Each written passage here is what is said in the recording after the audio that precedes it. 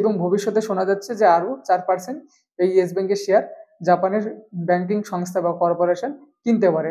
এবং এই নিউজ আসার পরে, নমস্কার বন্ধুরা, আজকে আপনাদের সঙ্গে আমি আলোচনা করব স্টক মার্কেটে ইয়েস ব্যাংকের শেয়ারটি আপনি সেল না বাই করবেন নাকি লং টাইমের জন্য হোল্ড করবেন, তার বিস্তারিত আলোচনা আজকের এই ভিডিওতে।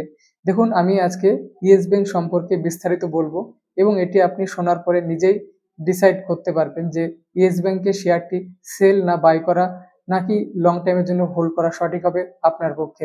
চলুন জেনে নিই ইয়েস ব্যাংকের ইতিহাস সম্পর্কে।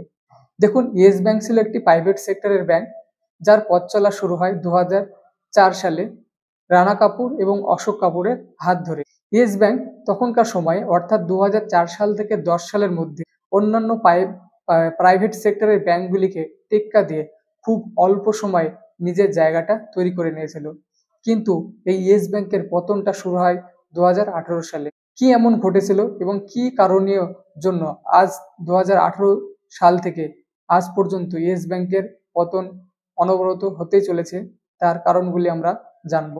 দেখুন, প্রথমত ইয়েস ব্যাংকের সবচেয়ে বড় প্রবলেম হচ্ছে কি, ইয়েস ব্যাংক বিভিন্ন সংস্থাকে ঋণ দিয়েছিল, বিভিন্ন প্রাইভেট সেক্টরকে ঋণ দিয়েছিল, যেমন DHFL, Anil Ambani company.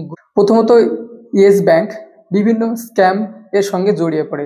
Yes ব্যাংকের প্রতিষ্ঠাতা রানা কাপুর বিরুদ্ধে অভিযোগ আসে যে তিনি মানি লন্ডারিং করেছেন, অর্থাৎ মানি পাচার, এবং ব্যাংকের নিজস্ব কিছু সম্পদ নিজের নামে করে নিয়েছে।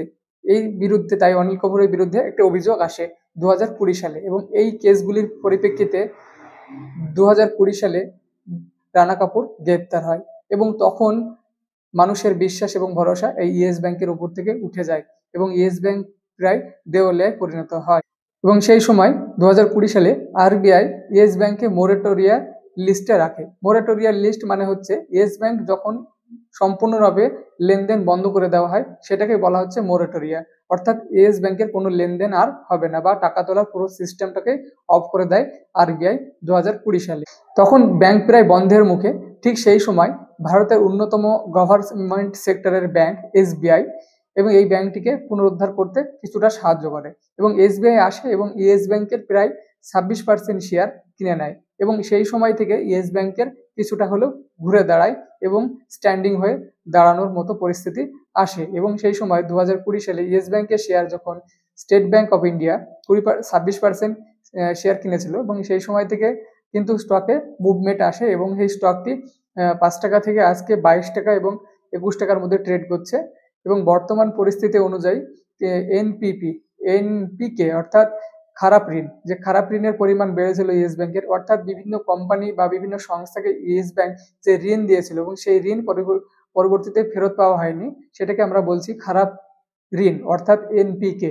এই এনপিকের পার্সেন্টেজটা অনেকটা কমে 0.3% এসেছে, যেটা ইয়েস ব্যাংকের পক্ষে যথেষ্ট ভালো একটি দিক। এবং বর্তমানে ইয়েস ব্যাংকের ভালো কিছু দিক দিয়ে বলছি, কারণ হচ্ছে এই বর্তমানে 2025 সেপ্টেম্বর মাসে জাপানের ব্যাংক কর্পোরেশন একটি সংস্থা, যা SBI ব্যাংক, ইয়েস ব্যাংকের মোটামুটি 20% স্টক বা শেয়ার কিনতে চলেছে এবং ভবিষ্যতে শোনা যাচ্ছে যে আরো 4% এই ইয়েস ব্যাংকের শেয়ার জাপানের ব্যাংকিং সংস্থা বা কর্পোরেশন কিনতে পারে।